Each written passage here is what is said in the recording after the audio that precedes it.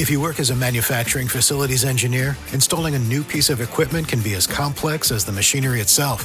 From prep work to alignment and testing, it's your team's job to put it all together.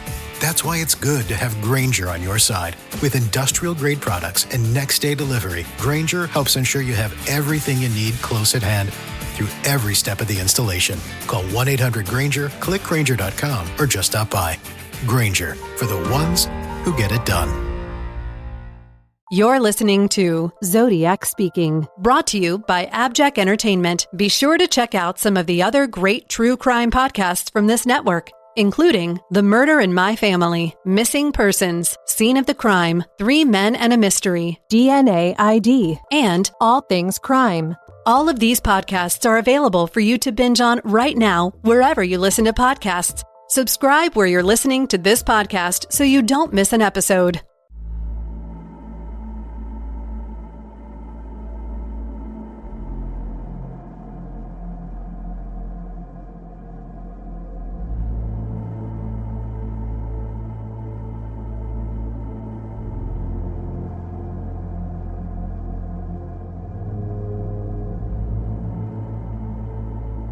This is the Zodiac Speaking. For those who believe that the Pines card on March 22, 1971 was the last communication before the Exorcist letter, they had a nearly 3-year wait before the Zodiac Killer surfaced again on January 29, 1974. The Exorcist letter, mailed from San Mateo or Santa Clara County, was devoid of the "This is the Zodiac Speaking" introduction and his customary crosshair symbol, but it contained a revised victim count reading Me 37, SFPD 0. The first part of the letter expressed his opinion on the recent release of the Exorcist film, directed by William Friedkin and adapted for screenplay by William Peter Blatty.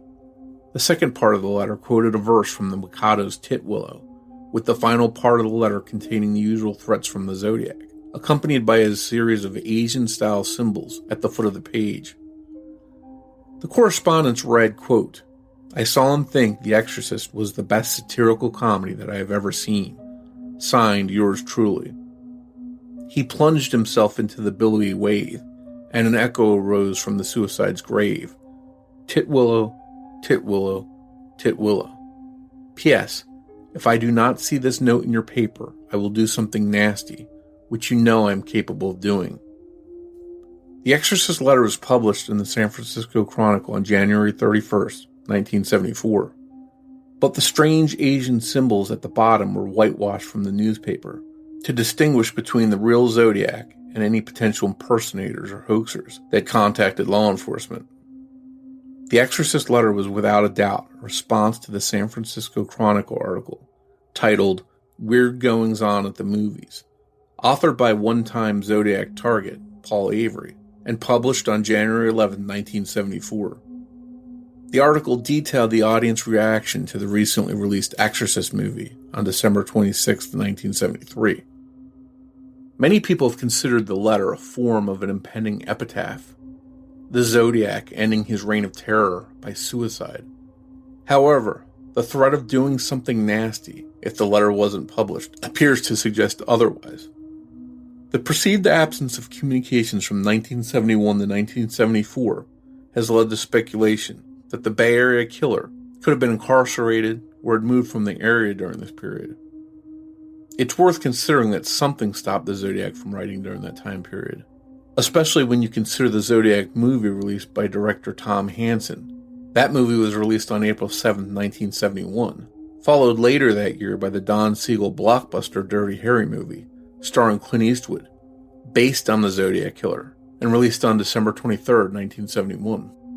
5 days after the Exorcist letter was mailed, the Symbionese Liberation Army, or SLA letter, was mailed on February the 3rd, 1974, from Los Angeles to the San Francisco Chronicle. The focus of the entire letter was devoted to the Symbionese Liberation Army and read, quote, "Dear Mr. Editor, did you know that the initials SLA, Symbionese Liberation Army, spell Sla, an Old Norse word meaning kill? The letter was then signed with the signature a friend. Sla in Old Norse can be inferred as kill, to which the author of this communication claimed. Sla in Old Norse means to strike or to smite. The archaic use of the word smite, as shown by the Merriam-Webster dictionary, defines smite as to kill or severely injure. In Wiktionary, it is shown as the ability to strike down or kill with deadly force. So, in archaic usage, such as Old Norse, sla means smite, and smite was employed as a term for kill. The SLA letter was mailed the day before the high-profile kidnapping of Patricia Campbell Hearst, granddaughter of American publishing magnate William Randolph Hearst. She was kidnapped by the urban guerrilla left-wing group, the Symbionese Liberation Army, from her Berkeley apartment. Opinions are mixed on the authenticity of this communication, but I have no doubt whatsoever that the Zodiac Killer was not the author of this correspondence. There was no Zodiac introduction, no overt threats, no crosshairs, and no running victim total. It was also mailed from Los Angeles, 380 miles from San Francisco. This communication began with the word dear and ended with the signature a friend. 7 days later, on February the 10th, 1974, the militant Symbionese Liberation Army sent a typewritten communication to the Hearst family that was intercepted at the Burlingame, California, U.S. Postal Annex. It read, "I am white, and I am sorry I joined the people who have your daughter. I saw her Wednesday and she was all right. She is brave and beautiful and innocent. Don't let her marry that weed man. He talked to our brass last month and said how to set it up. He said if he marries her, he must have enough money to hold up his head. He got his idea from Miss Angela Davis, who gives orders and ideas to our brass. I am so ashamed to belong. I am trying to get out easy, but God help me if they find out I write this. They are animals, but I don't think they will hurt her. God bless you, and God forgive me." But crucially, the letter began with the word dear and was signed by a friend, just like the SLA letter mailed only 7 days earlier. If you are of the opinion that the last Zodiac communication in 1971 was the March the 22nd Pines card, then nearly 3 years had elapsed before the SLA letter was mailed. If you believe that the SLA letter was authored by the Zodiac Killer, then you have to consider the immense stroke of luck involved for the Zodiac Killer to have mailed a letter completely devoted to the Symbionese Liberation Army just 1 day before the actual Symbionese Liberation Army committed their most high-profile crime to date by kidnapping Patricia Hearst. Then, for the Zodiac Killer to begin and end the February the 3rd SLA letter with dear and a friend, just like the letter mailed on February the 10th, 1974, when neither of these communications were published in the newspapers at the time. One possible author of the SLA letter was Sarah Jane Olson, born Kathleen Ann Celaya. She was a member of the Symbionese Liberation Army in the 70s and grew up in Palmdale, California, a city in northern Los Angeles County. She was the daughter of Norwegian-American parents, thereby forging the Scandinavian link to Old Norse. However, the SLA letter could have been authored by a friend, associate or affiliate of the group, or by somebody else altogether. But the comparison between the beginning and ending of the February the 3rd and February the 10th letters, one could strongly argue, binds these letters to one author or group. The third communication in 1974 linked to the Zodiac was mailed from Alameda County to the San Francisco Chronicle on May 8th, and it was dubbed the Citizen or Badlands card. It read, quote, "Sirs, I would like to express my consternation concerning your poor taste and lack of sympathy for the public, as evidenced by your running of the ads for the movie Badlands, featuring the blurb, in 1959, most people were killing time. Kit and Holly were killing people. In light of recent events, This kind of murder glorification can only be deplorable at best. Not that glorification of violence was ever justifiable. Why don't you show some concern for public sensibilities and cut the ad? A citizen. The author of this card was referring to the 1973 Badlands film directed by Terrence Malick and starring Martin Sheen and Sissy Spacek, released in New York and Los Angeles on March 24th and March 29th, respectively. The movie was based upon the real-life events of Charles Raymond Starkweather and his girlfriend, Carol Ann Fugit. They were a pair of spree killers who embarked on a 2-month rampage, killing 10 people, including her entire family in the area of Nebraska and Wyoming back in 1958, before they were finally captured. There are two interesting things that can be gleaned from this communication. Firstly, the card was signed A Citizen and carried the postmark of May 8th, the same date the 1941 Citizen Kane movie was released in Los Angeles on May 8th, 1941. This wouldn't ordinarily be of any note, were it not for the language adopted in the card. The author of this communication stated, quote, "I would like to express my consternation concerning your poor taste and lack of sympathy for the public, as evidenced by your running of the ads for the movie Badlands." Back in 1941, director of the movie Citizen Kane, Orson Welles, had a well-publicized feud with newspaper publisher William Randolph Hearst, because Hearst was the partial inspiration for the movie plot. In fact, William Randolph Hearst was so incensed by the movie, he banned his newspapers from reviewing, mentioning, or running ads for it. The author of the Badlands card, who signed off with A Citizen, requested that the Chronicle newspaper cut the ads, just like William Randolph Hearst did in 1941, concerning the Citizen Kane movie. Bearing in mind that the SLA letter was mailed the day before the Patricia Hearst kidnapping, a running theme could be argued in the case of these two communications, whether mailed by the Zodiac Killer, the Symbionese Liberation Army, or a third party. 2 months after the Citizen card, on July the 8th, 1974, the Red Phantom letter was mailed from San Rafael to the San Francisco Chronicle, stating, "Editor, put Marco back in the hellhole from whence it came. He has a serious psychological disorder, always needs to feel superior. I suggest you refer him to a shrink. Meanwhile, cancel the Count Marco column. Since the Count can write anonymously, so can I. The Red Phantom. Red with rage." This letter was inspired by the Count Marco column from the San Francisco Chronicle, aiming its ire at Mark H. Spinelli, who was better known to Chronicle readers as Count Marco, a columnist who gave outrageous advice to women. It appears like the Red Phantom letter was in response to the July the 3rd, 1974 column entitled "Your Mirror Can Also See Inside You," which is heavily laden with psychiatry and behavioural analysis. The Red Phantom letter ends with, "Since the Count can write anonymously, so can I, the Red Phantom." Therefore, the choice by the author of the word phantom in his signature was probably nothing more than wanting to remain hidden, just like Mark H. Spinelli did under the pseudonym of Count Marco. A phantom being described as a ghost, a figment of the imagination, not real or illusory.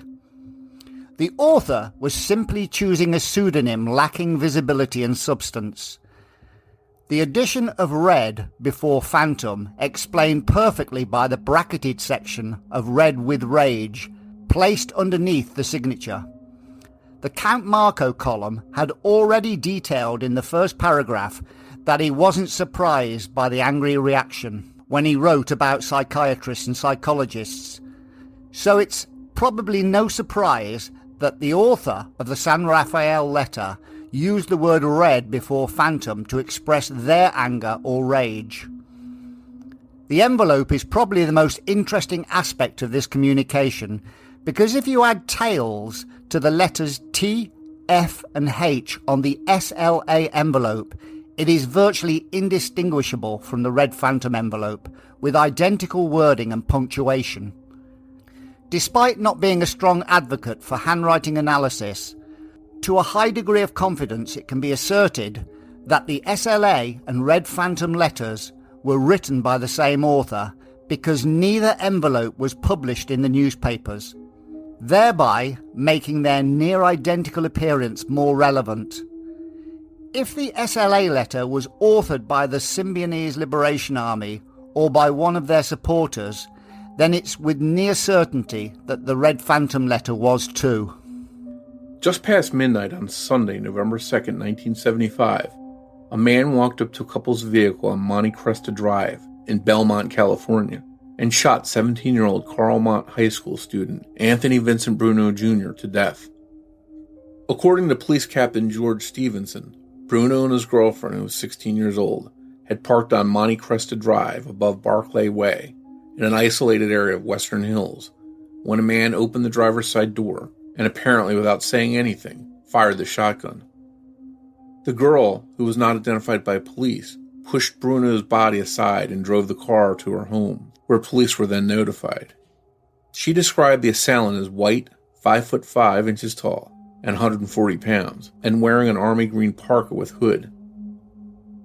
Stevenson also said that a late model brown pickup truck, possibly a Dodge or Chevrolet, had been seen in the area around the time of the shooting. Anthony Vincent Bruno was shot in the mouth from close range while the couple were parked on the rise of a hill, described as the Lover's Lane area. The weapon, which at the time was an older shotgun and not manufactured today, malfunctioned when the cut-down stock of the shotgun broke free from the weapon and was found 10 feet from the scene of the crime. The police said it had been taped to the barrel. Investigators stated, quote, "The killer then ran south on Monte Cresta from the dark hillside area, past the streetlight 50 yards away, and then possibly to a late-model Dodge or Chevrolet pickup truck." The area of isolated hillside continued for several hundred feet, ending in a dirt road. The interesting aspect of this crime was not only the fact it was an attack on a young couple in a Lover's Lane area around midnight by a man approaching their vehicle with a gun, but the fact that a letter or note was apparently retrieved from a phone booth in near tandem with the murder, claiming to be from the Zodiac Killer.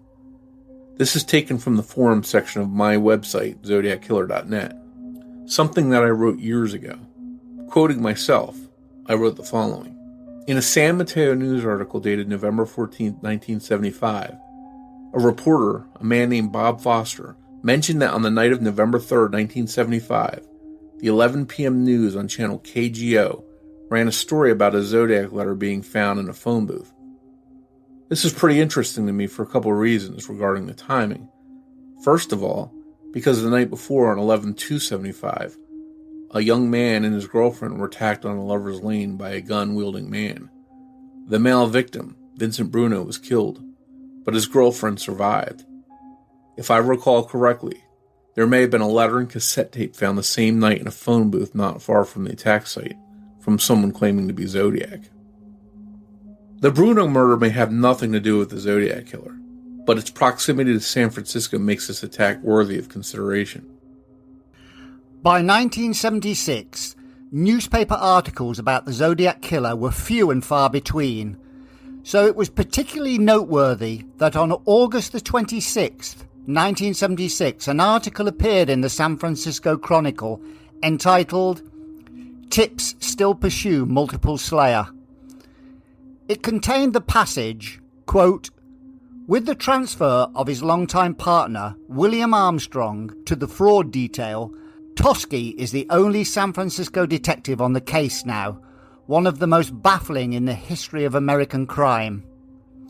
Bearing in mind the article referred to Dave Toschi's longtime partner and mentioned that Toschi was the only detective on the case, it was rather curious that an advertisement was placed in the San Francisco Chronicle the same day with the Zodiac's name attached to it, along with the words "partner" and "case." The advertisement, to run for 1 week, read, quote, "Zodiac, your partner is in deep real estate. You're next. The Imperial Wizard can save you. Surrender to him or I'll terminate your case. R.A." With many months separating newspaper articles written about the Zodiac Killer, the fact that this story and advertisement coincided on the same day begs the question of who was responsible for placing this strange advertisement in the newspaper and what was its purpose. 15 days after this advertisement first appeared in the San Francisco Chronicle, David Toschi made his debut appearance in the Tales of the City series by writer and novelist Armistead Maupin on September the 10th, 1976. He would later feature under his real name as a friend and confidant to Armistead Maupin's fictitious detective inspector Henry Tandy. This relationship with Armistead Maupin would come back to haunt him when in 1978 the "I am back with you" letter, purportedly mailed by the Zodiac Killer, arrived at the offices of the San Francisco Chronicle in the April of 1978. On April the 24th, 1978, somebody mailed a letter stating, quote, "Dear Editor, this is the Zodiac speaking. I am back with you. Tell Herb Cain I am here. I have always been here. That city pig Toschi is good, but I am smarter and better. He will get tired, then leave me alone. I am waiting for a good movie about me. Who will play me? I am now in control of all things. Yours truly." Followed by the Zodiac crosshairs and the word guess, along with the usual acronym of SFPD equals 0.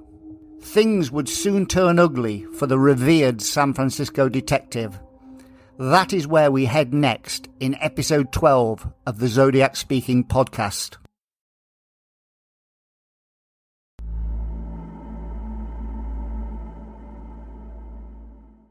Right, the last section of the Exorcist letter is written in similar fashion to the July the 31st, 1969 letters, but this time it is followed by some Asian symbols at the bottom. In the 1969 letters, he threatens to kill if his demands are not met. In 1969, he also encrypts the wording of "to kill something gives me the most thrilling experience." So after the 1974 message of "if I do not see this note in your paper, I will do something nasty which you know I'm capable of doing," it wouldn't be too surprising if the cryptic Asian characters spelled "to kill." Rearranged, they do, as first suggested by Kevin Robert Brooks. What are your thoughts on the symbols and the Exorcist letter in general, Mike? Well, I think the letter itself, first, I know some people have mentioned this as not being, if there was a Zodiac letter that might not be really from him, they've mentioned this one. I personally think this is a genuine Zodiac letter. In my mind, I don't have any doubt about that. Now, again, I think we should point out for listeners, too, that you and I, neither of us are trained handwriting or question documents examiners, but just based on our own opinions of seeing so much of Zodiac's writing, I just come to the conclusion this is his. But as far as those symbols specifically, you know, a lot of people have tried to decipher what those things are, and to me, they almost look like some kind of Japanese writing, some kind of style of Japanese writing. They obviously are a clue. Zodiac didn't put them there for no reason. He wanted to taunt the police with some kind of clue. So I think they mean something, and you can sort of rearrange them and make things appear out of them. But I don't know for sure that I necessarily agree with what Kevin Robert Brooks found. But I mean, you could rearrange them, and I sort of see a K, I see an F. But again, it's probably open to interpretation as far as what they actually mean. If we take away the handwriting, imagine the handwriting on the Exorcist letter was written similar to the Red Phantom letter. What other than the handwriting maybe convinces you that this was a genuine Zodiac letter? Well, you know, starting with the envelope, just the envelope itself, some of the writing on there looks like Zodiac's. And again, inside, obviously the handwriting is part of the the equation, but handwriting aside, here's someone that we know like to capitalize on attention, and what better way than to send a letter in about The Exorcist, which was getting a lot of attention at that time, and sort of override that, sort of get some attention, spawn from The Exorcist for himself. That seems like something Zodiac would do. And then he's got a countdown there that says me 37 SFPD 0. Even without the handwriting there, That's something that we know Zodiac was taking a running score of. So to me, that just seems like the hallmarks of Zodiac. Do you remember the soy barrel connection to the symbols on the Exodus letter? Yeah, vaguely. I do remember that a victim, was it in the hitchhiker case, was found in a barrel that had similar writing on it. Is that correct? Yeah, something like that, yes. Yeah, and those writings, again, it does bring to mind a little bit of, Japanese style writing. Again, I would think they probably looked at that and maybe considered that, but I don't know if the authorities ever came to any kind of conclusion on that, but it's definitely an interesting possibility. The only reason I have questioned the Exodus letter in the past is because of the SLA letter, mailed 5 days later, which I don't think is a Zodiac letter. The Chronicle hid the ancient symbols from the public when they first published it. So the author of the SLA letter, if different to the Exodus letter, could not have known about these symbols. Yet the author of the SLA letter devoted the entire communication to providing us with the word kill through the Norse language, as though he was giving us an answer to the disguised message in the Exodus letter. Having said that, many letters threatening of nature contain the word kill, so it's probably nothing significant. What do you make of the SLA letter? Well, I think to let the listeners know about the SLA letter, and they can see these letters on our website, of course, but if you look at the envelope, to me, the envelope looks sort of like Zodiac's writing. It's very similar to what we've seen from him. So looking at that, I could see, okay, that looks like Zodiac. When you look at the letter itself, the writing in the SLA letter, to me, does not look like Zodiac's writing. And if there's a letter out of all the confirmed Zodiac letters that does not look like Zodiac's, I would say it's this one. That's just my opinion. Again, I'm not a trained expert. But going back to the SLA, there was a lot of news going on in February 1974 about the SLA and about developments in that case and people that were being looked at and arrested. So I think this is Zodiac's attempt, if this is a genuine Zodiac letter, to capitalize on that attention. He was an attention seeker, and when something else was upstaging his attention, he wanted to capitalize on and override that attention. So from that standpoint, I can see why he would write this letter and try and capitalize on something that was going on in the news. But it also proves to me that he doesn't say in this letter, I'm the Zodiac. He doesn't put a crosshair logo on it anywhere, any place. So in my mind, that tells me there were people at this newspaper that were looking for things that look like Zodiac writing, because I don't know how they would have just picked this one randomly out. There's no mention of Zodiac. He doesn't say Zodiac. There's no threats in the letter, but somehow they turned this in as a Zodiac letter. So they must have been looking for something or had a team that was responsible for identifying possible Zodiac letters. And that seems pretty interesting to me. And I wonder if there's other ones that came in that somehow slipped through and they never caught that they were from Zodiac. You spoke of the SLA, the Symbionese Liberation Army, and we covered it a little bit in the introduction.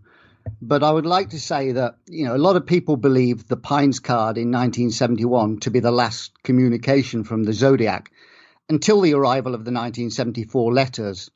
So after a 3-year gap, he apparently mailed the SLA letter, totally devoted to the Symbionese Liberation Army, just one day before the Symbionese Liberation Army's most high-profile attack in the kidnapping of Patricia Hearst. In the letter, the SLA letter, he began with the introduction of Dear and ended with the signature of a friend. This letter and envelope wasn't released to the newspapers at the time, yet only 7 days later, on February the 10th, the Symbionese Liberation Army detailed the plight of Patricia Hearst in a typed letter.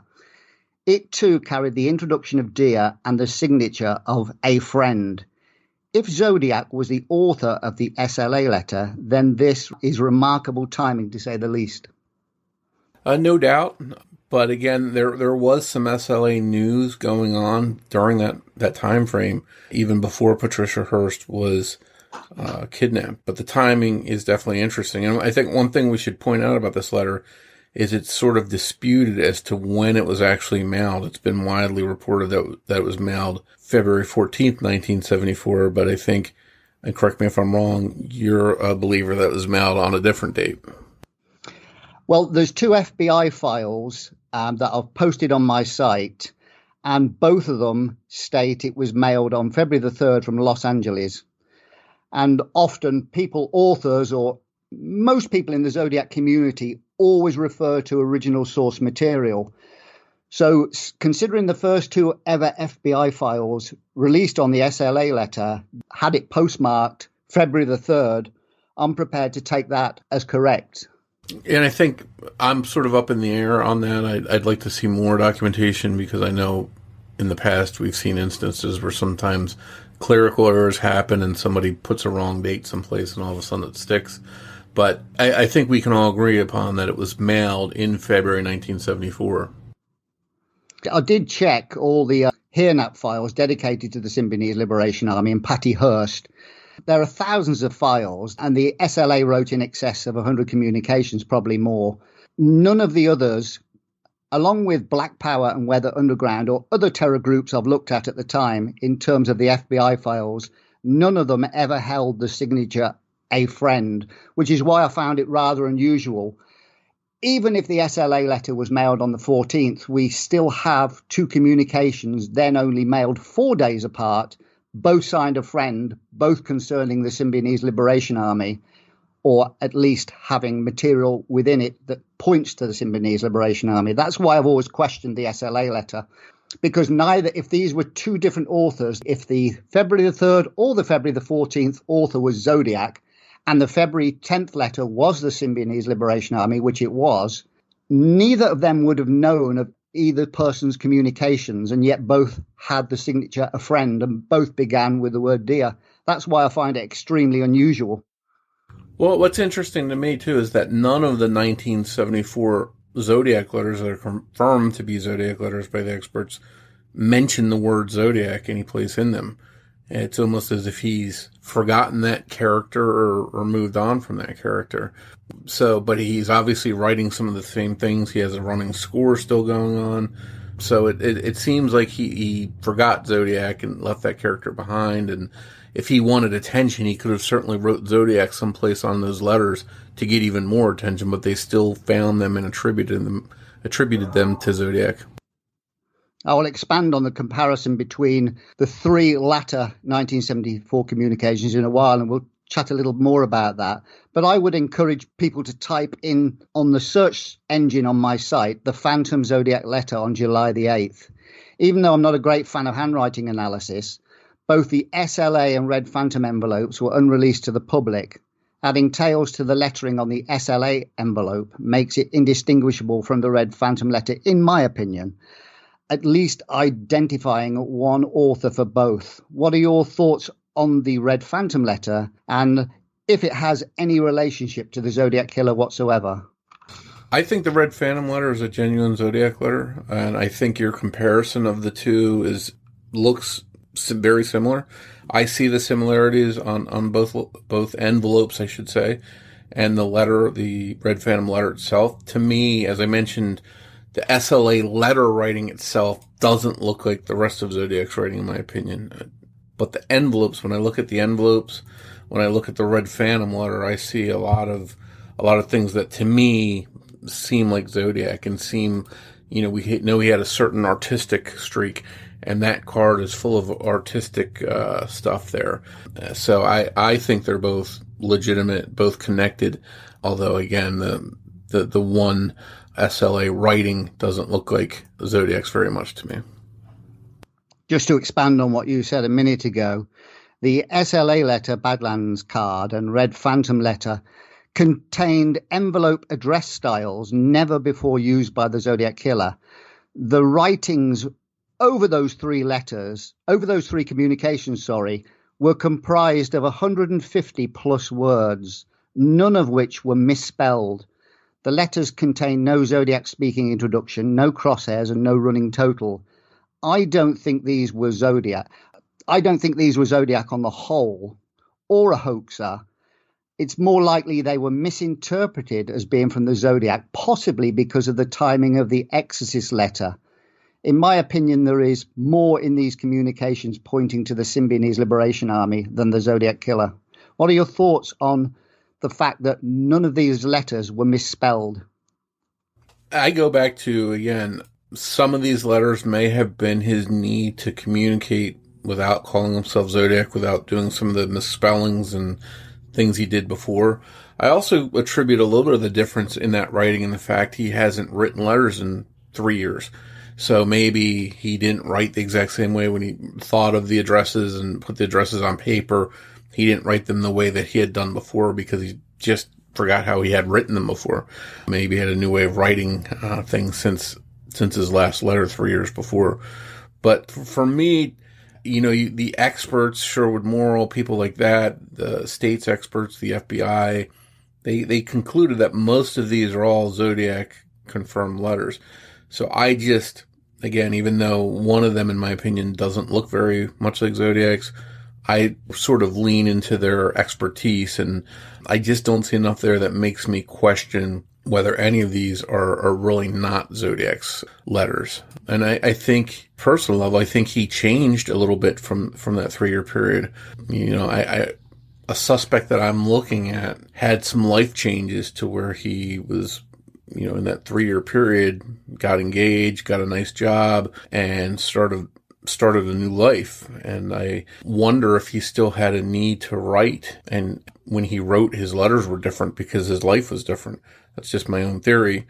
But I think people have wondered that for a long time. Why did Zodiac not write for 3 years? What happened during that 3 years?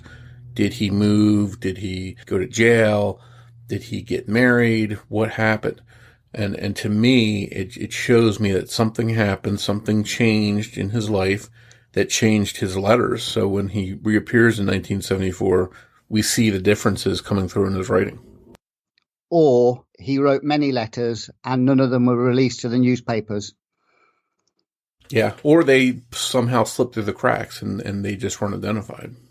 Exactly, yeah. Can I get your opinion on the February the 10th letter written by the SLA? It was intercepted at the Burlingame Postal Annex by police. It was addressed to the Hearst family or the FBI. And if I read this short letter to you, it was typewritten. Can you give me your opinion on whether you think this was written by a woman or a man? Sure.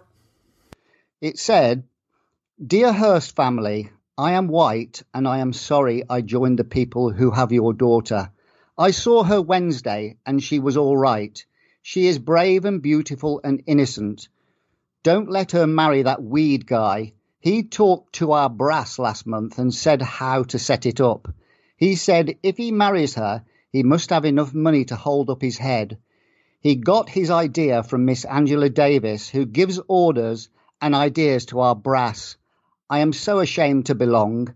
I am trying to get out easy, but God help me if they find out I write this. They are animals, but I don't think they will hurt her. God bless you, and God forgive me." And that was signed a friend. What's your opinion on that, the language in that letter? Do you feel it's written by a female? It sounds, if I had to guess, if I had to interpret, I'd say it sounds like a female. On the other hand, the word brass seems like a word that a lot of men during that time might have thrown around. And she could still have just heard that word thrown around so much that she used it in a letter if it was a woman. But the word brass is the thing that jumps out to me as sounding a little bit more like it would come from a male.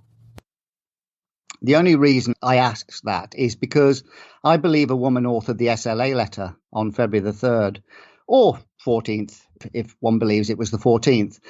Bearing in mind the handwriting comparison match of the SLA envelope to the Red Phantom envelope, 6 prominent members of the SLA could not have been the author of the July the 8th Red Phantom envelope, and therefore the SLA letter, because they died in a Los Angeles shootout with police on May the 17th, 1974. So none of these people could have written either the SLA or the Red Phantom communications. However, Kathleen Ann Celaya, who was on the fringes of the SLA, was the daughter of Norwegian-American parents who lived in Palmdale, Los Angeles. thereby tying in with the Norse element of the SLA letter and its postmark of Los Angeles. She also starred in a Hedda Gabler play written by Henrik Ibsen, a Norwegian playwright. What is your take on the Norse connection in this letter? Well, that's definitely interesting. I think for whatever reason, the writer, whether it was Zodiac or someone else, felt the need to bring that up.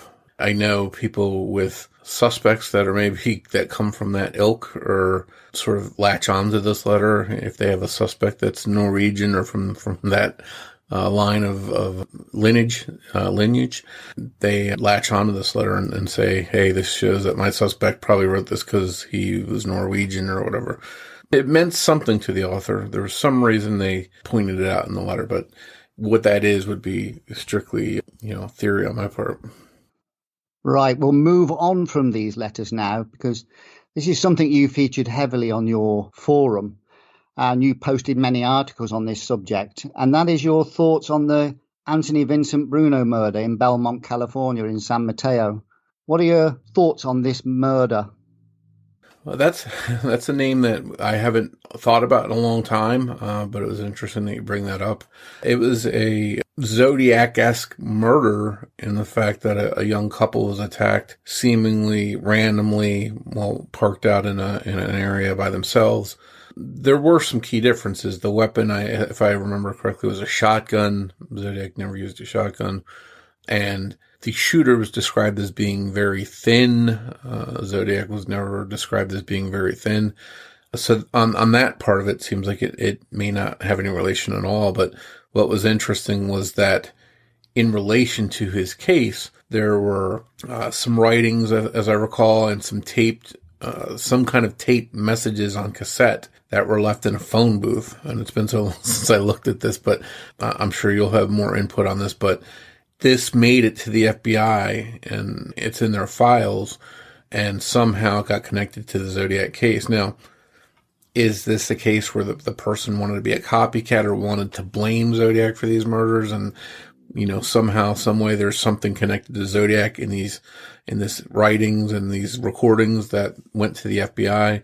I don't know. Or it could be maybe Zodiac heard about the case and thought it sounded like one of his murders and said, hey, let me connect myself to this case and I'll leave a letter and some cassettes in this phone booth. And the recordings and the writing may not be connected to the case at all. And it's just left by Zodiac to mess with police to make them think he did it. But I did reach out to the FBI to try and obtain copies of this stuff and under the Freedom of Information Act and try and get my hands on either the recordings or the writings in the Bruno case, and had no luck. They could not locate them, could not find them. Yes, the murders happened on November the 2nd, 1975, and I think the tape was found the following morning, November the 3rd. And that was the interesting aspect, because as you stated, the suspect was described as 5'5" and 140 pounds, which sounds nothing like the Zodiac Killer. But depending on when this was published in the newspapers, the Zodiac Killer may have latched onto it, raced to that area and stuck a tape in the phone booth just to link himself to the crime and claim another crime he was not responsible for. So the interesting aspect of this case is not necessarily did Zodiac kill Anthony Vincent Bruno, but whether he was responsible for the tape left in the phone booth. Sure, and I'd love to hear what was on the tape, just out of curiosity and to hear the voice, and maybe if it was out there someplace, maybe Ryan Hartnell could listen to it to get his thoughts. But it could be just totally something random where somebody wanted to reflect or deflect, I should say, attention to Zodiac and off of them. But, again, this is a time when Zodiac was really out of the news for a while. He hadn't written a letter in quite a while, and he hadn't killed anyone in 5 years, over 5 years. So he was sort of out of the news. So for him to be sort of connected by name to that case so long afterwards is interesting. There was metallic tape mentioned in that 1978 letter.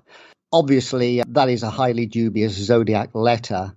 But that's the only connection I could find mentioning tape, because he mentioned I'd left tape all over California, and then he mentioned metallic tape. So I was wondering whether this had any connection to the tape he left in the phone booth. Highly unlikely, weak connection, but I thought I'd just mention that. Yeah, and it's another rabbit hole that unfortunately just hasn't been answered. I actually recently requested the Bruno materials to see if there's anything that they could provide, hoping that in the years since I've last requested them, maybe they've turned up or found them or can release them now. But I'm not holding my breath, but it would be interesting just to hear what's on that recording or whatever else they have associated with the case. In 1976, we've previously mentioned an advertisement placed in the Chronicle, and in it had the words partner and case present in the advertisement and the newspaper article. We mentioned it a little bit in the introduction. What do you make of the timing of the newspaper article in 1976 and the advertisement, which both fell on exactly the same day? We briefly covered over it in the introduction to this podcast, and that ad featured, I think it was it August the 26th? I think it was. That date sounds right.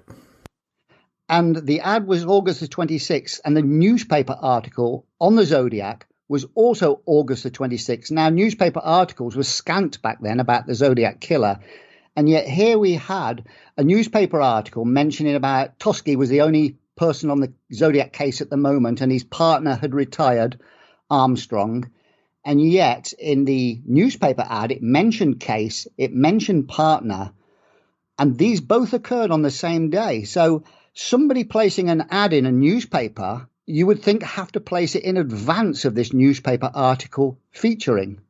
And that's an uncanny coincidence that both the article and the advertisement were both on the same day. Yeah, that is something that, I don't know how it worked back then. I don't know if you could call up in the morning and say, hey, I need this last second to go out in your paper, if they could do it that quickly. Obviously, today things are different than they were back then, but that's an interesting way of looking at how fast would it be to get that ad in there. I do know that ad ran, I think it was, a day or 2 days after. It ran for 1 week. Okay, it ran for a week, and it was after Fred Manally was killed. And Fred Manally was someone who was brought up by Robert Graysmith in his second book as being possibly connected to Arthur Lee Allen. Now, I looked at Fred Manally on his own separately from Arthur Lee Allen as a suspect in the Santa Rosa hitchhiker murders and in the Zodiac case. What I found was that while Fred Manally was someone that didn't look like Zodiac, didn't fit the physical description, his letters and the phrases, the wordings, the things that he wrote about, he was quite a writer. And there was a lot of stuff that just time and again sounded like Zodiac. I've never been a fan of the theory that Zodiac was a two-man team, one person writing the letters and one person killing. But if there was someone that was writing the letters that actually wasn't killing, I wouldn't be, shocked if it was Fred Manally, because his writings were so similar to Zodiac's. The word choices, the phrases. I mean, he used things like hang by your thumbs and just so many different things. Satirical, he mentions in his writings. And then he was killed in the day or two before this ad started running. So to me, that was interesting. I always thought the timing of his death, which was where he went across the center lines and hit someone head on, was that a medical condition or was that a suicide? For that ad to start running following his death, I always thought that timing was interesting. But again, in this case, we've seen a lot of coincidences too, so it could be just another coincidence. But I do know that Fred Manally, whether he was connected in any way to Zodiac or not, was a suspect, at least looked at, in the Santa Rosa hitchhiker murders. And the ad said your partner is in deep real estate, which a lot of people have interpreted as meaning dead.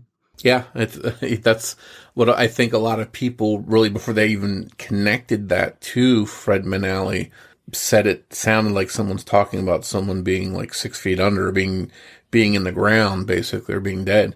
So it was interesting when it was later found out that Manali had died a day or two before this ad started running. Thanks again for joining us for this episode of Zodiac Speaking. Please make sure you're subscribed to the show wherever you listen to podcasts so you don't miss an episode. New episodes of Zodiac Speaking will air every other Saturday. If you want to follow or interact with us on social media, we'd love to hear from you. You can find Zodiac Speaking on Twitter with the handle @PodcastZodiac. Or you can search Facebook for Zodiac Speaking Podcast. And don't forget, you can get plenty of Zodiac details 24/7 by visiting my site, zodiacciphers.com, or by going to Mike's site at zodiackillersite.com. We'd like to take a moment to thank all the people that have reached out to Rich and I to say congrats on starting Zodiac Speaking, or to compliment us on the podcast or the material we've covered so far. We really appreciate all the support, and if you'd like to help us grow, please take a minute to rate us and leave us a review wherever you listen to the show. You can also recommend Zodiac Speaking to your friends.